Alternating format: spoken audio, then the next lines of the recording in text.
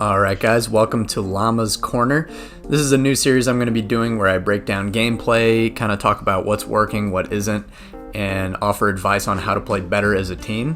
So today I'm going to be breaking down my LG AHL team's game against the San Antonio Rampage. I live streamed this one the other night, you guys might have seen it.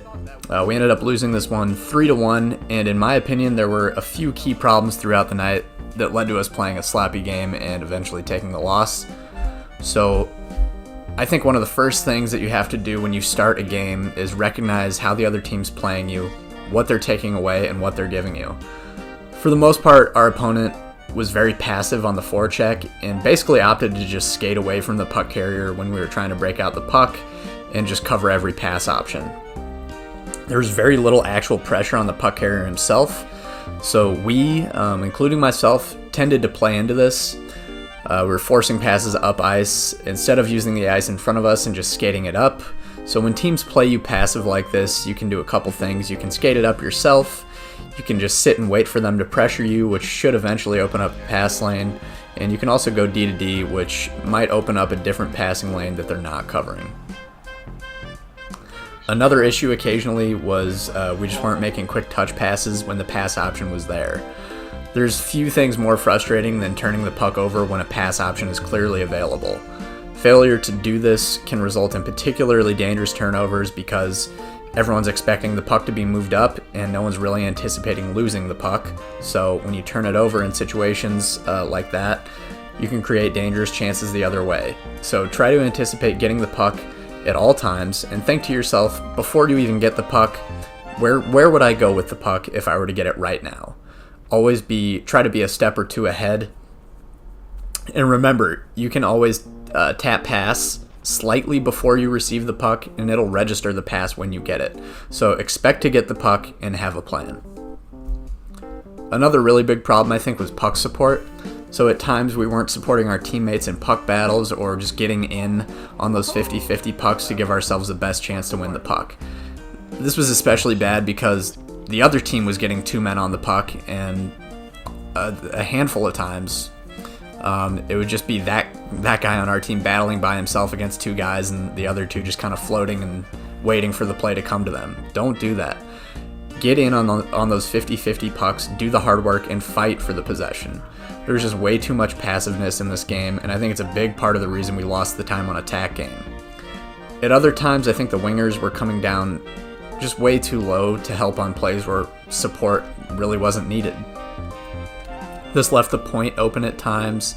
At other times, our defensemen were getting interfered with by our own wingers, and it stifled our breakout. So it's really hard to break the puck out to your winger on the boards or up ice when your winger is just right on top of you.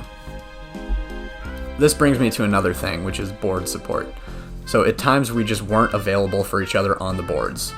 On the breakout, when we had the puck on the half boards in the offensive zone, those boards are a great tool for funneling pucks to your teammates. So when everyone is just in the middle of the ice, it can be really hard to get passes through and make clean passes. So make sure that you're not just skating out of the zone too quickly and making life hard for your D-men when you are on the boards on the breakout as a winger. By all means, if the opposing D-man steps up or plays too aggressive and you think you can get behind him for an odd man rush or a breakaway, definitely do it. But if he's just waiting for you at the blue line, stop at the half boards, don't skate up into him. Look for your center in the middle lane or your winger on the opposite end, or just back down to your winger. I know it feels kind of weird to just be stopped in your defensive zone on the breakout, but this is how you break the puck out properly. You do not want to turn the puck over in your own zone, obviously. This is just one particular play that I see a lot of people do this when they're back checking. So both D-men step up at the same time, kind of a weird play, but it shouldn't have been as bad as it was. So Teal has the puck carrier caught, actually, until he cuts sharply over to the skater before he's fully caught up to him. On plays like this, you don't want to skate over to the puck carrier. You want to skate to the net because that's where he's going to go. And if he just skates to the net on this play, like I said, where the puck carrier is going to have to go, he could catch him, square up to him, and challenge him, and instead it's just a free play to the net and a borderline breakaway, which luckily it didn't hurt us here. So finally, last but not least, the thing that frustrates me the most and just kills offensive zone possession time is forcing the play to the middle. I think every LG team I play with has guys that have a problem with this. So this goes back to what I said about recognizing what the other team is giving you. So this team was basically collapsing everyone hard at any time we entered the zone. For the most part, we responded by cutting right into them. What we should do is use that perimeter, move the puck along the boards, behind the net, back to the point, and draw those bodies away from the middle of the ice. Something should eventually open up as the opposing team gets frustrated and undisciplined. So there must have been at least 10 times we'd cough the puck up just trying to force the play to the middle of the ice, passing it into a pile of bodies or just skating right into guys that are right there. And what's more frustrating is there were other plays available easily, and we were just forcing this play to the middle instead of driving wide and setting up in the zone. This is a huge reason why we only scored 1 goal. So sure, our only goal was scored by forcing the play through the middle, but if you try to live and die on goals like this, more often than not, you're going to die. So our best opportunities, in my opinion, in this game came from when we used the perimeter, cycled the puck, and waited for that chance to open up in front.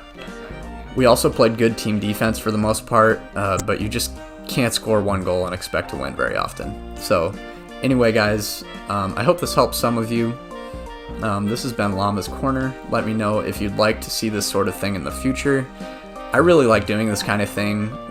It's kind of tedious, but I just think in the middle of games, I offered some of this advice while we were playing, but it can be really hard to offer that advice and not sound like negative.